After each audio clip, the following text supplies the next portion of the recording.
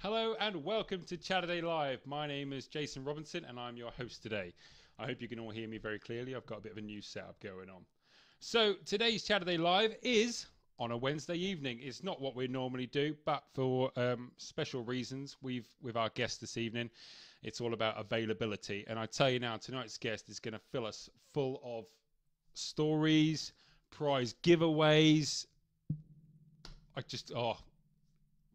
Mind blown. I've had a pre-interview with our guest yesterday, just explaining obviously what we're going to go through, and I generally don't think we're going to have enough time in the show to get through it all. But thank you very much for everybody tuning in. So for those that have obviously read the comments and understand what the show is about today, we are interviewing the one and only Mr. Pete Lister from Lowestoft, from Lister's Guitars. It's a local little shop. It's quite small at the top of the high street in Lowestoft, and I'll tell you now, if you haven't been in there before we get into it, make sure you do go in there, because it is literally a man cave dream. There's guitars everywhere, and there's a lovely gentleman sitting at the back full of information about every single guitar that's in there. So I mean, before we get started, make sure you do pop in there at some point. So in regards to the music industry, there'll be a lot of people out there that are currently, I wouldn't say suffering, but most definitely missing live music in music venues. There are bands, solo artists, recording artists that are currently sitting at home twiddling their thumbs, and I can tell you now, they're not enjoying it. The best place for these people to be is out on the road, gigging, entertaining the likes of you and me. For those that do know me, I am myself an entertainer, singer. I dabble on the old guitars, as you can see behind me, and yeah, it's not nice. It's not nice knowing that my Saturday nights and Friday nights are sitting in when I should be out entertaining the general public and doing what I do best. So before we go any further, all you musicians out there, I sympathise, and hopefully with today's interview with the one and only Mr. Pete Lister will bring us a little bit of enjoyment and get us looking forward to the possibility of gigs real soon. Without any further ado, can you please welcome to the chat show the one and only Mr. Pete Lister. Hello. Hello. All right. How are we? I'm good, thanks. Yeah, and you? Yeah, fantastic. Good. Wednesday nights, this is what it's all about, I'm sure. Yeah, new Saturday. Yeah, it's the new Saturday. This is it. This is where it all kicks off. Right. Before we go any further, Mr. Pete Lister, where are you now? I'm actually in the shop in Okay. High Street in Lowestoft, so just closed at 5, and yeah, and then doing this. Brilliant. Thank you very much.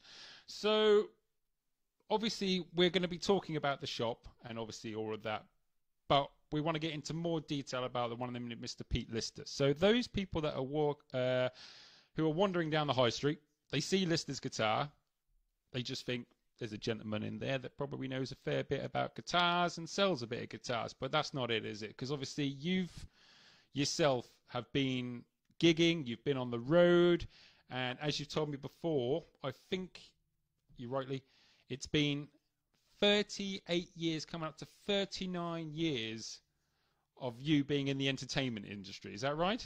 That is, yeah. Yeah, started gigging in 81. You don't look old enough, sir. You do not look old enough.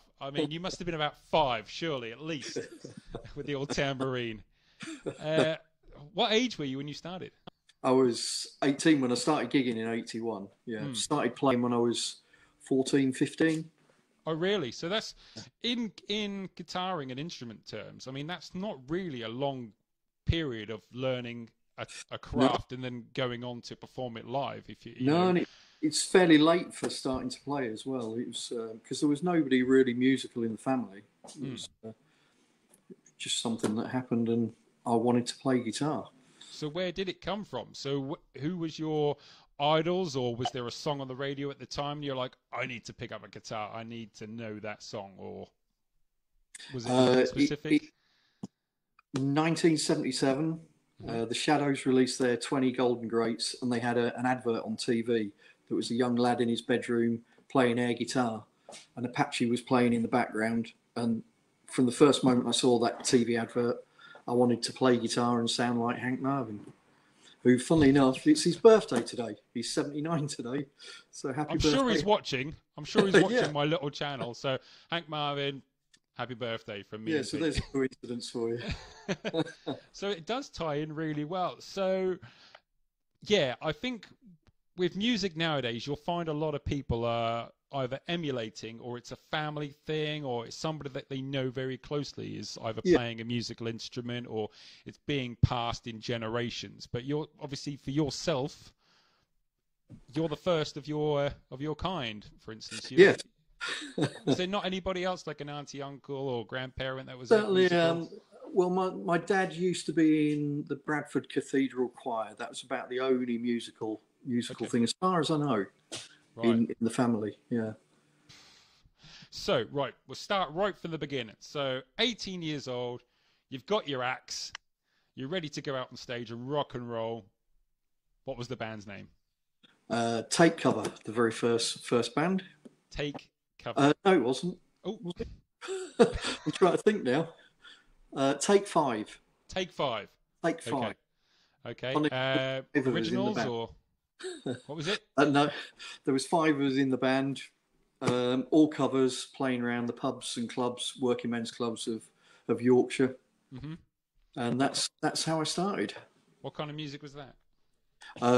Typical sort of 50s, 60s to up to date stuff. Yeah. You know, like a function band would do today. Yep.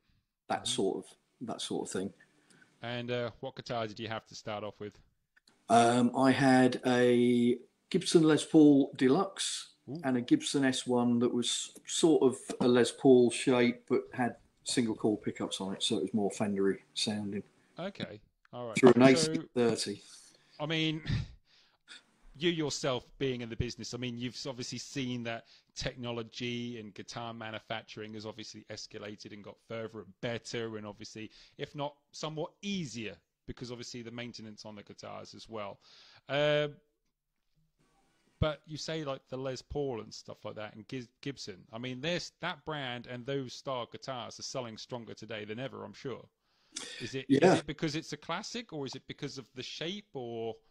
It's still the name that Gibson and Fender, both of those, even if you don't play guitar, everybody's heard the name of Gibson and Fender. So they're the two main makes, and they are still, if something comes in second hand, either a Gibson or a Fender, it sells very, very quickly. It's just, yeah, because like you say, it's an iconic name. It just Yeah. sells itself. So when you got into music then, was it this is going to be my career, or this is my little side hobby? If I make a few bob, fair play, but it was always, I've always done covers because I've always wanted to earn money doing it. Yep. So I did do for 1 year, I was in a band doing originals, and that was just for the fun of it. You just don't, there's very rare you can make money doing original stuff. So it was always about covers, earning a little bit extra pocket money really that I could spend on gear and get more gear. So that was the whole idea. I then eventually got a job in a music shop in Keighley, just outside of Bradford, where that was mid-80s. So suddenly I was like working in the industry. And then towards the end of the 80s, I had so much work on it. By this time, I was going out solo. And I realised I could make a living doing it. So packed the job in and went full time. And what year was that? It was late 80s. It was about 88, 89. 88, 89. So, if I do some quick maths, for the last 31 years, that's been your career. I think that's quick maths. 31 years on the road, shall we say. You know, it's like, that's an achievement in itself, you know, because some people, I mean, I've been in bands, I say at a younger age, you know, when I left college, I find a lot of people that I was in college or that I was in band with, it's gone. You know, they're like, it was fun when I was like in my early 20s, you know, teens. Now I'm off doing, you know, other things, you know. I mean, you've got to want it. The music industry in itself is embedded within you, and you need to want it. That's the answer, I'm guessing. Yeah. Yeah, definitely. Yeah.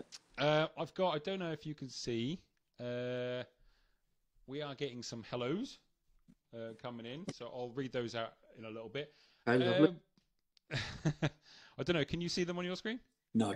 No. Okay. Never mind. Right. So we'll continue on, but first, while I got it in my head, because obviously it has been 38 years or so that you've been in the industry. Now, your first band, you said it was Take Five, was it? Yep, that's right. Take Five. So there was Pete Lister, and you're on the spot now. Who's the other four people? There was Gareth Walker, who I'm still friends with to this day. Girl singer, can't remember her name. Joanne, she was called Okay. Joanne. Yeah. Mad Harry on drums, he was an absolute nutter. And then there was a guy called, an older guy, much older than us, on bass called Pete. Okay. All right, I fair did enough. all right there. Yeah, you did all right. Well done. So you've done covers. You did say to us there, obviously, you did join a band that did originals. Yeah. Now, with the current music scene, obviously, it's different.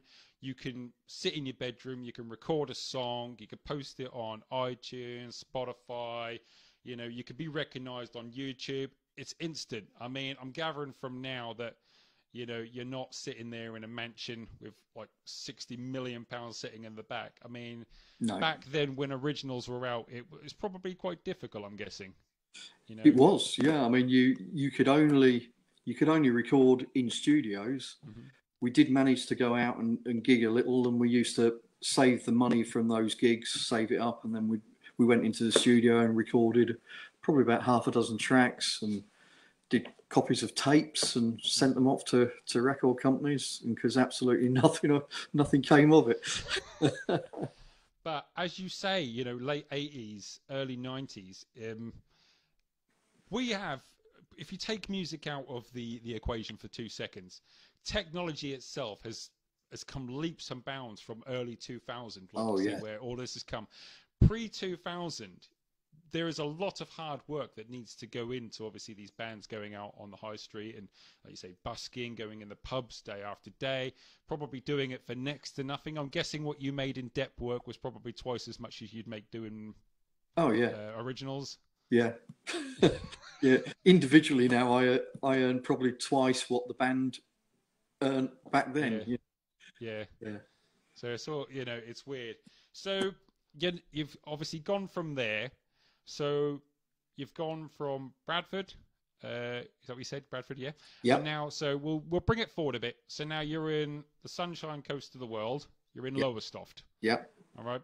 So what brings you to Lowestoft, and where does music take you? That all happened in '91. I got a job with a band with the summer season, which was at Gunton Hall in Lowestoft. Came down March '91, and was here for 9 months.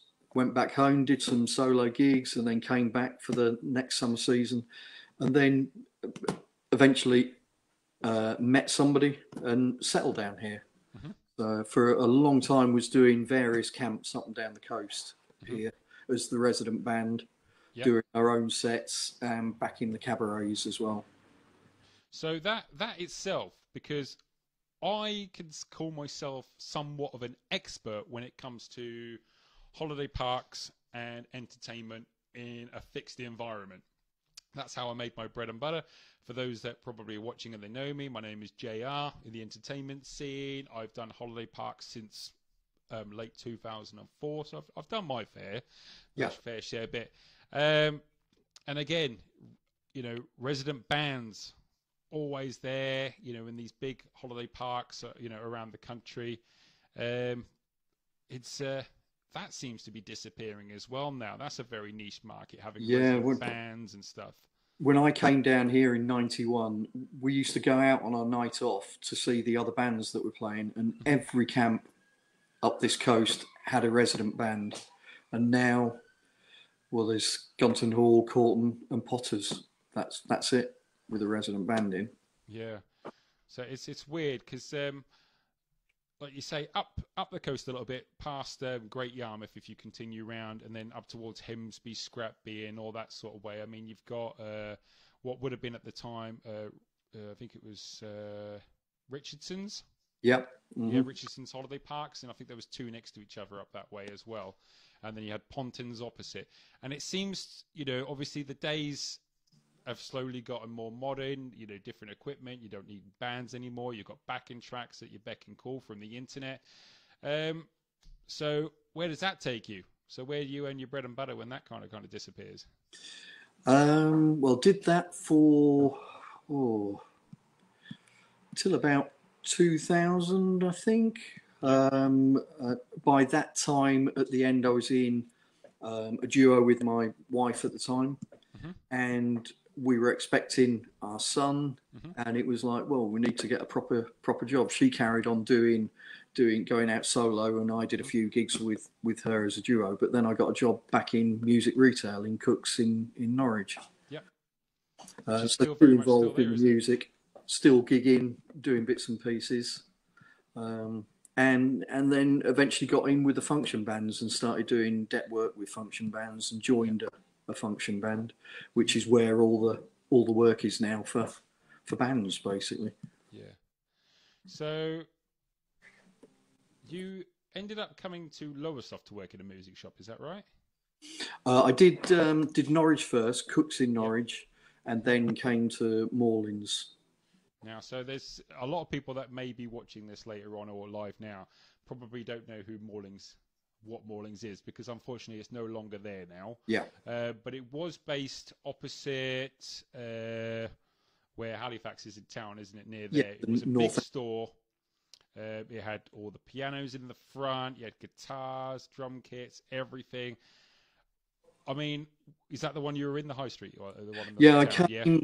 It was still in the north end of town when I joined, but very shortly afterwards, within about 6 months, we then moved to the south side. Yeah.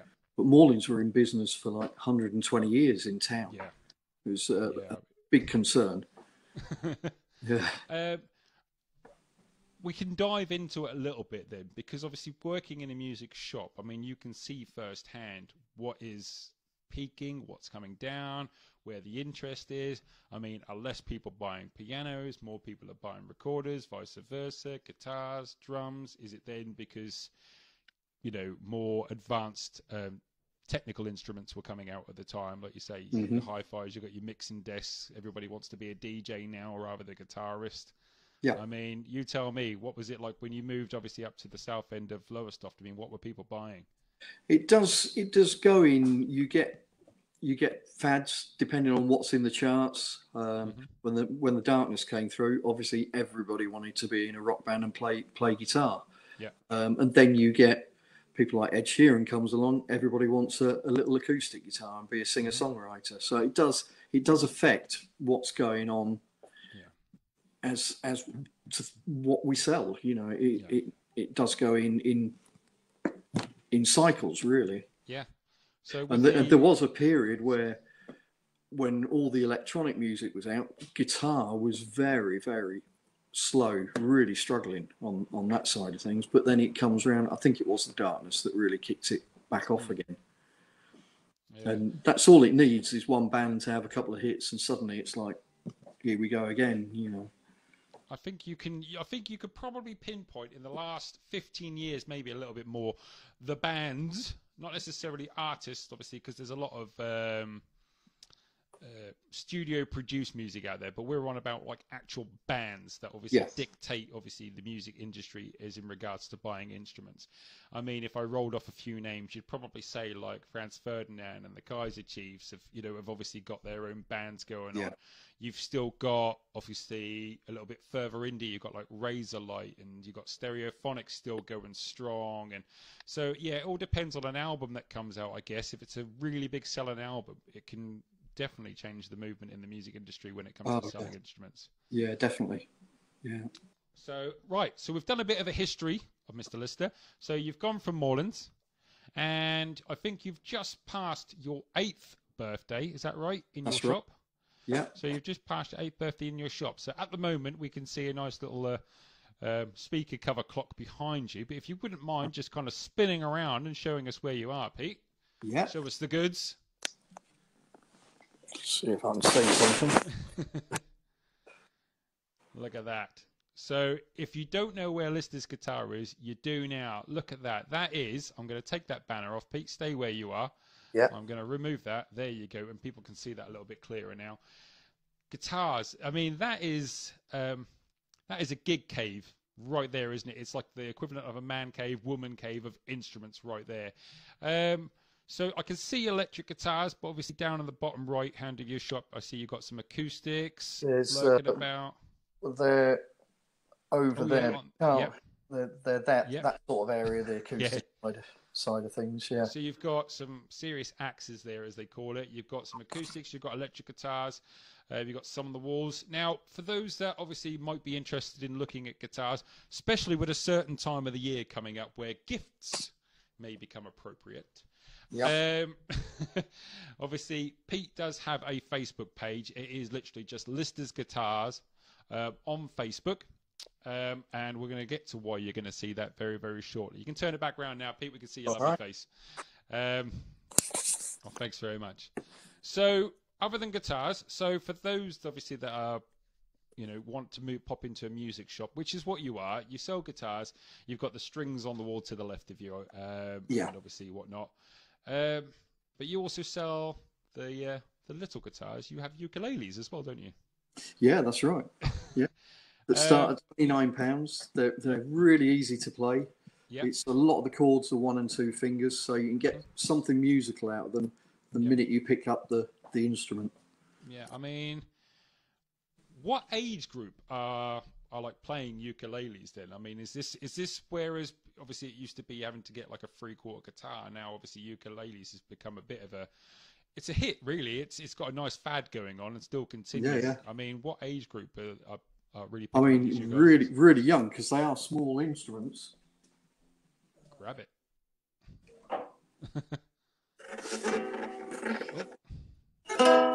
It's a little bit out of tune. But yeah, they're tiny, absolutely tiny. But look at that. So yeah, little hands can actually really manage that. So there's no excuse for anybody. Right. So what we're going to do, I have announced that obviously, thanks to you, you've kindly donated some bits and bobs so we can have a bit of a prize giveaway. We have, if you turn your camera around again, you've got a goodie bag hanging up. We weren't lying. There is a little goodie bag. You're going to have to, face it down. There it is in the bottom right-hand corner. Oh, God. Back to front. There it is. There's a goodie bag. Stay there. Stay there. Got it. It is there. Left a bit, right a bit. There we go. Right, that bag there hanging in Pete's shop with loads of musical goodies inside. All right. There's, I think you say you got some, obviously, coasters. You've got some holders. You've got some T-shirts. You've got all sorts of bits and bobs in there. Yeah. And that could be yours. And it doesn't cost you a penny, and you know exactly what I'm going to ask you to do because every single Facebook page asks you to do it. The first thing I need you to do to be in with a chance of winning that goodie bag right there is you're going to head over to Lister's Guitar Facebook page, and you're going to like it. You're just going to like that page, and you're probably saying, I've already done that. That's great. Now, you're going to make sure that you like this page too. So that's 2 parts of the competition. Now, between now and Saturday, you have to share this either live stream or the recording that will go on Facebook, and then in the comments section, just put done. So you need to like Lister's Guitars Facebook page, like our Facebook page, share this video that you're streaming now live, or once it's finished, share the recording, and then in the comments section, place the word done. And then myself or Pete on Saturday will be in contact with the winner. We will pick one at complete random, and my show on Saturday at 10 a.m. with the wonderful Kia Tennant, we will pick the winner live on that show. So you have between Wednesday now until Saturday morning. All you have to do is like Lister's Guitars page, our page, share this video, and then just put done in the comments. Simple as that. Once you've shared it, you can delete it. I don't really care, but it will show up as being shared. Turn back round, Pete. We want to see your lovely face. Brilliant. So, come down to guitars, because obviously that's what you got on your shelf, and that's what we're really interested in tonight. Yeah. So, I have a favourite guitar. Probably some of the people that are watching have a favourite guitar. I mean, you see guitars coming in and out your ear rolls, but surely there's got to be one that stays with you and you can't let go. There is, yeah. I mean, I'm dreadful, really. I've bought and sold so many guitars, not just in the shop, but personally. But there's one guitar that I've had. It's 10, maybe 12 years now. A Sir Standard. It's like a Strat shape, but it's got humbuckers on it, so it covers a lot of bases. It's just a fantastic instrument. Now, I don't know, obviously, if this is going to work. I have got a picture. Yeah. So that's the bad boy there. That's the one, yeah. Look at that. That is beautiful. Yeah, it's just a stunning instrument, not just to look at, but to play. And it's got so many different sounds in it that it covers so many bases. Because on a function gig, you know, you do anything from rock and roll to rock stuff to pop stuff. So you need something that you can get a lot of sounds from, because you haven't got time to change instruments. Yeah. So that does it. It covers all bases and does it brilliantly. Never goes out of tune. And it's the one guitar that I can honestly say I'll never sell. Right, I have also. So for those of you, I mean, me and Pete, we do go back away and we do know each other. And excuse the horrible man in the horrible white and dotty shirt on the right-hand side of Pete, but there is Pete now, playing live with the Invisible Band based in Lowestoft, and that's me, unfortunately, singing with Pete, so we do know.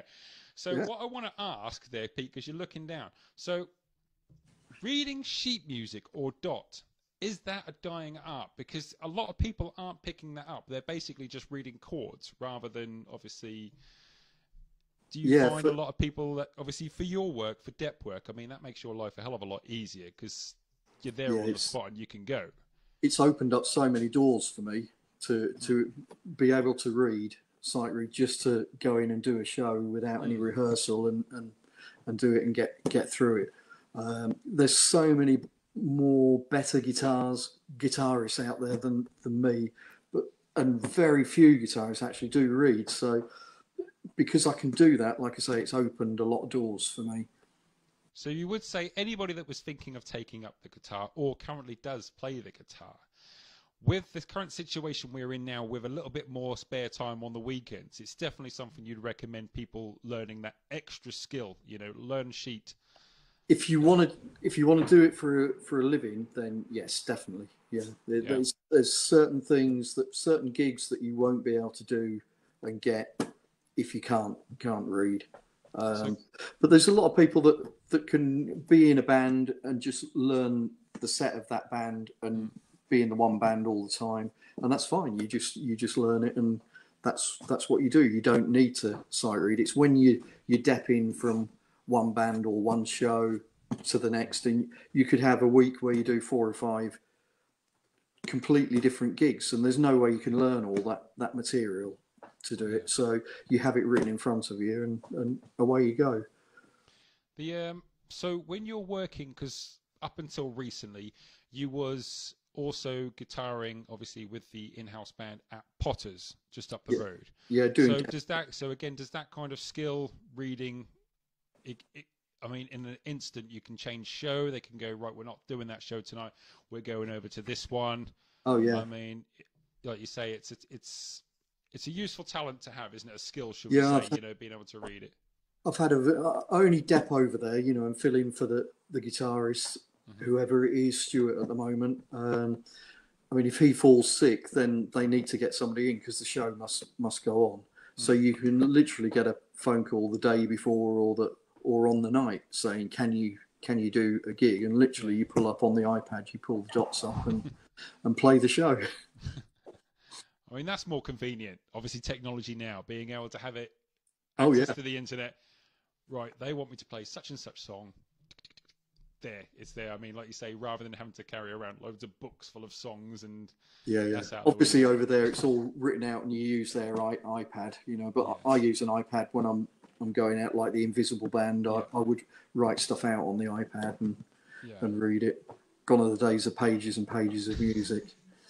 I've been there. Having to sit there late nights and just go, right. So, Lister's Guitars, the shop itself, obviously you stock guitars, but is there anything in the future that's obviously coming to your store that, people may or may not be interested in knowing about that you'd like to share with us? Yeah, I mean, the big news this year is I've just ordered some new guitars called Hmm. Pensa guitars, which are the guitars that Mark Knopfler played in Dire Straits and still plays to this day. They're made in New York in a store in New York. I've ordered the first four guitars. They're not cheap. They're expensive instruments, and I'll be the only dealer in the UK that stocks them. So The only dealer in the UK yeah, in the southeast of England, in a small little town called Lowestoft, up until the darkness came along, nobody had ever heard of. And there's Lister's Guitar stocking the first four that the UK is going to see and be sold. yeah, that's right. That is news right there. I'm So telling you now. if you're into Mark Knopfler, all the guitars that are coming in are based on various guitars that he's used in his career. Right.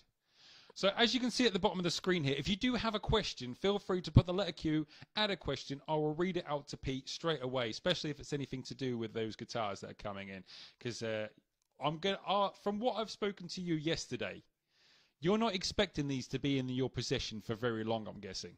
Um, it's one of those things you never know, but I don't expect to be selling loads of them locally. Hmm. I've got a company at the moment working on a website for me, which hopefully should go live some point next month, maybe December. The guitars that are on order, they take 6 to 9 months to come, so that at the earliest it'll be February next year when they turn up. Right. Hopefully be able to get some reviews out there on various magazines and be shipping them all over. I would expect. Make sure you contact Pete either via Facebook or via his page. He's got his email addresses on that page as well, so you can contact him directly, especially if you just want some information on that. Right, Yep. can we address the elephant, not necessarily in the room, but in the country? So COVID-19 came around, hit the UK, straight into lockdown, just after February. I mean, it probably, would you say it put a dampener on quite a lot of businesses? Because obviously a lot of people had to shut.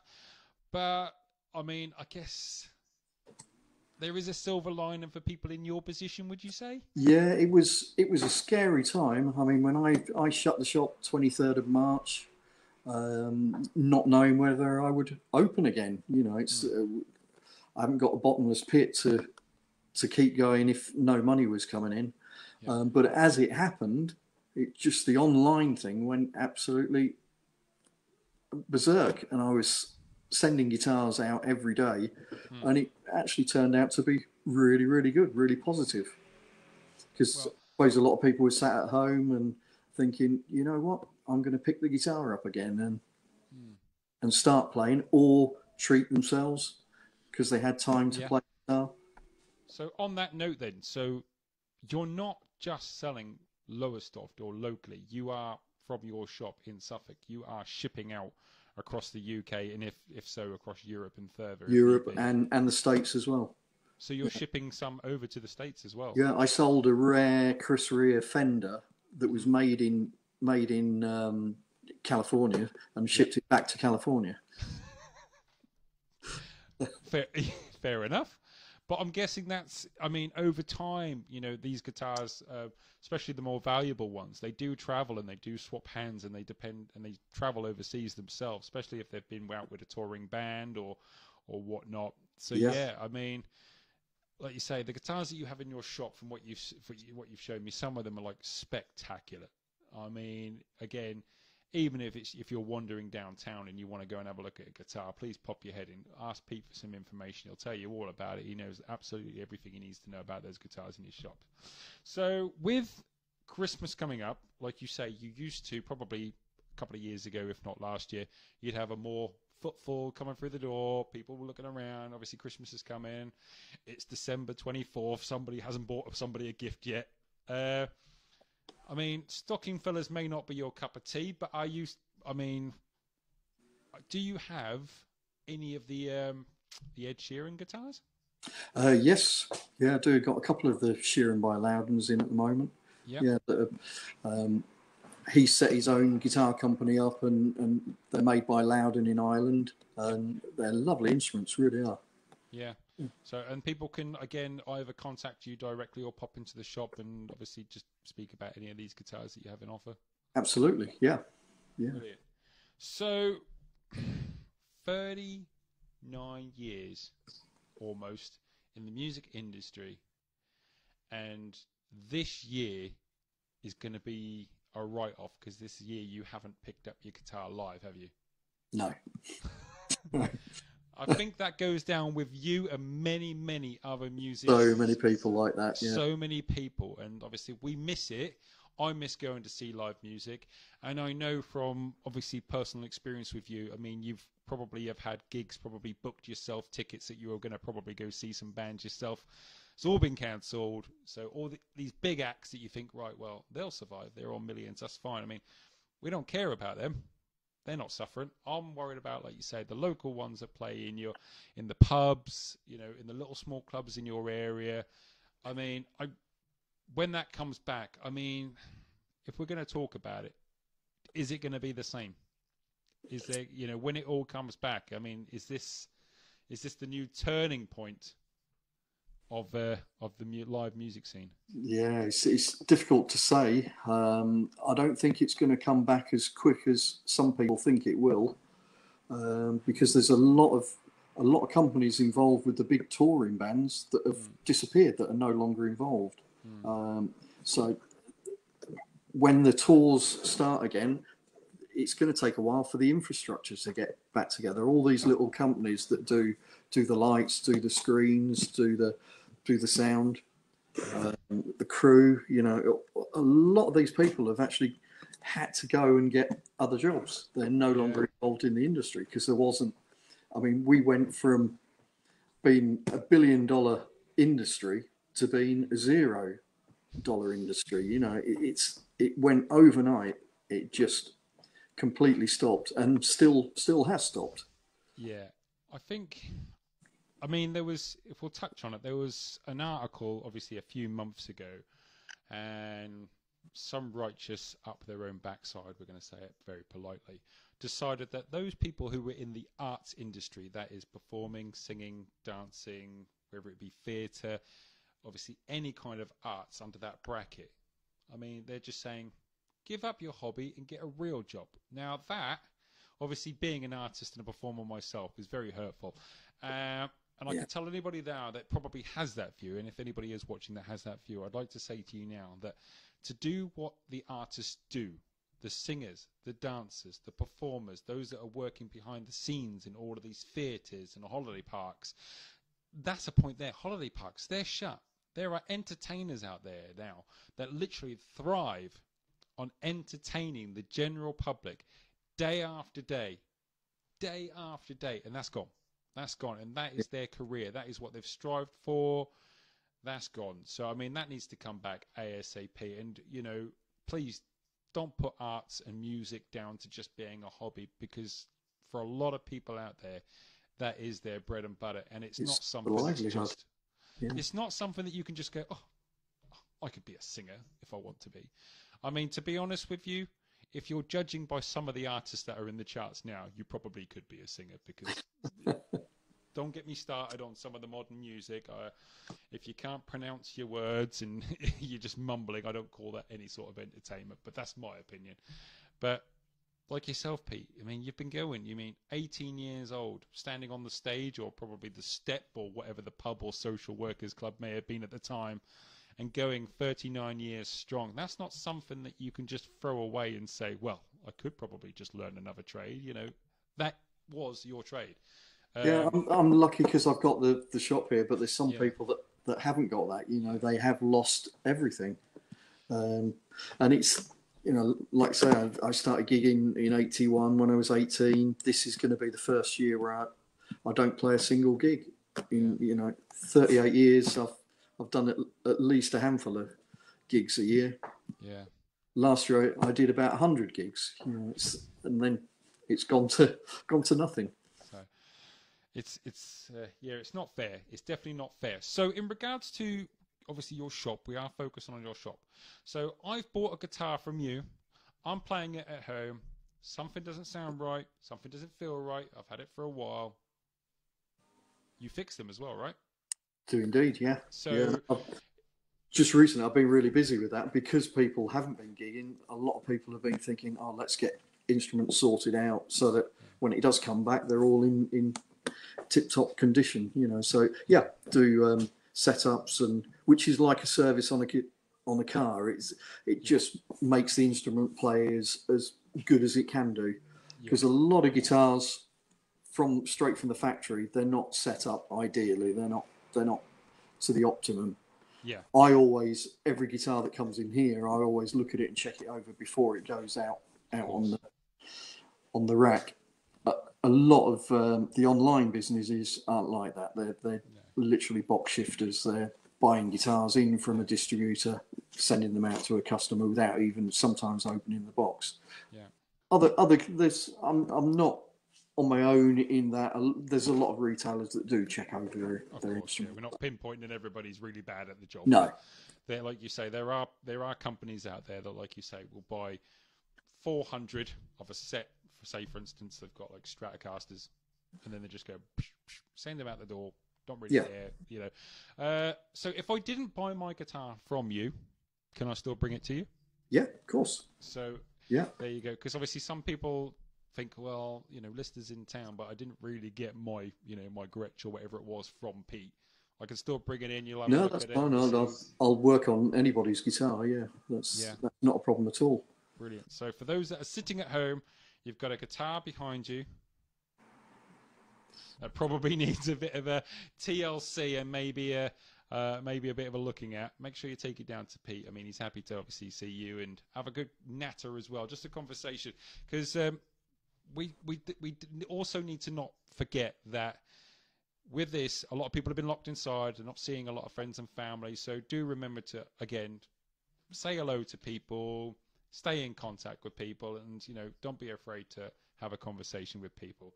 So before we go, we're going to mention just one more time. So for those that have obviously come in for the competition, Pete, can you swing it around again for the bag for us one more time?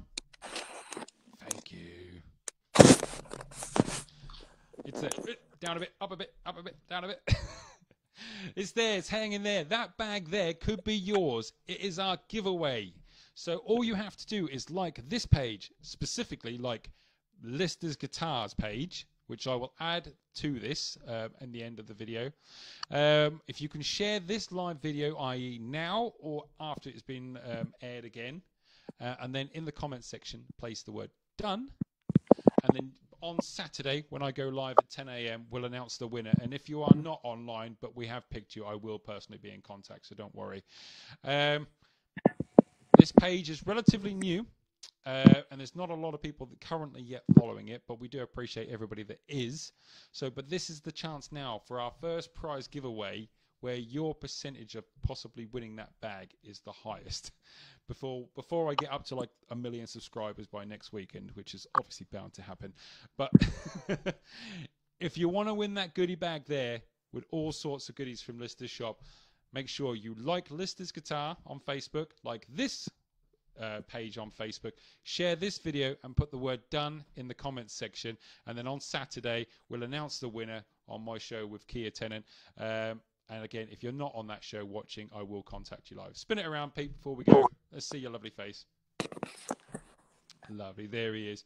So what I ask all of my guests while we're on the show, I may put you on the spot now, is either a song of choice, an artist of choice, or an album of choice, and we call it the song or album of the week. What has been stuck in your head this week that you would like to share with our general public and maybe get them to have a listen to it too? Well, I don't know about this week, but my favourite album of all time is Love Over Gold by Dire Straits. Love Over Gold? Yep. By Dire Straits. And what year was that? That would be mid to late 80s. Yeah? Yeah. And is there a specific song on that album? Telegraph Road is just a masterpiece. It's Yeah. 15 minutes long, and it just tells a story. Oh, it puts Meatloaf's Bad out of Hell to comparison, does it? So if you're going for a long drive, stick that one track on. It'll help you get there. Yeah, that's it. Well, Pete, it has been fantastic having you on tonight. And to be honest with you, we could sit here for hours going on about your past. Obviously, the shop. We could go through every single guitar individually. I'm more than welcome to, but we'll cut it short for tonight. So remember, Lister's Guitar, Lowestoft High Street, open. He is open. You can go down there and see him. He's sitting in there every single day. Are you off on Sundays? Off on Sundays, yeah. Sundays off, of course you do. You're allowed one day off. It's your own business. But what time do you open? 10 o'clock. 10 o'clock till 5? Till 5, yeah. Till 5. 6 Monday days a week. to Saturday. And if Pete isn't there and you need him, obviously contact him via his Facebook page or via email and he'll get straight back to you. Mr. Lister, thank you ever so much. And as you're well aware, I am currently now living in Cumbria, so I'm not going to probably have the luxury of being able to stand next to you live on stage anytime soon. But for me shame. personally, It was a great gig, that. I know. We've done many gigs together. We've done a fair few together. And to be honest with you, it has been outstanding because as a vocalist, obviously, we get somewhat of the attention because people are watching the singer. But as a vocalist, I rely very heavily on the guitarist, the bassist, and the drums, and whatever else we have on stage. Because without you guys, I mean, I'm just there singing on my own, and nobody wants to hear that. So, again, Pete, it's going to be a very bad year because you're not gigging, but it's probably going to be a very emotional few years for me because I won't be there gigging with you. But, ladies and gentlemen. Obviously, he can't hear you, but thank you very much, Pete, for joining us tonight. Again, if you need any more information, contact Pete via his Facebook page or email address. If you have any questions for me, obviously, add them in the comments, and we'll obviously get myself or Pete to get back to you later on in the week. We'll probably still look at the conversation, so it's not a problem. Once again, like this page, especially like Lister's Guitars page. Share this video after it's re-aired again. And put in the comment section, done, and you could be in chance with winning that goodie bag from Lister's Guitar and Lowestoft. And you did mention, if you're not local to Suffolk, you did say you'd kindly post it out as well. Oh, yeah. Yeah, no problem at all. You're such a nice, genuine guy, Pete. You know, I would have made somebody from Scotland walk there. Come on. You're so nice, you are, Pete. You are genuinely so nice. Once again, thank you very much, Pete, and we'll see you very soon. Thank you. Cheers. Bye-bye now. Bye. Ladies and gentlemen, thanks once again to Mr. Pete Lister for joining us tonight. Again, we do normally air on a Saturday at 10 a.m. This is a new Facebook page, and it is not a la-di-da page. I am trying to get anybody out there that has a career, that they want to talk about, a hobby, obviously a talent of any shape, form. It doesn't have to be related to music. It could be anything. You could be a master juggler. You could be selling cakes. We want to hear from you. I want to get you on the show, and I want the rest of the Facebook public out there to hear about your life as well. So feel free to contact me via the inbox, or again, just send a comment, and I'll get back to you as soon as possible. Ladies and gentlemen, thanks for watching. Stay safe, wash your hands, wear a mask, and remember, I'm very much a stickler on mental health awareness as well. It's something that I hold dear to me. Stay in contact with those that you care about, and for those people that you probably haven't spoken to in a while, it doesn't hurt to send them a little message as well, because just sending a hello via text message, over Skype, over Facebook, could change somebody's day, possibly their week, or maybe even their life. So mental health awareness, check in on your friends. I've been Jason Robinson, your host on Chaturday Live. Thank you very much, and we'll see you all again very soon. Bye-bye.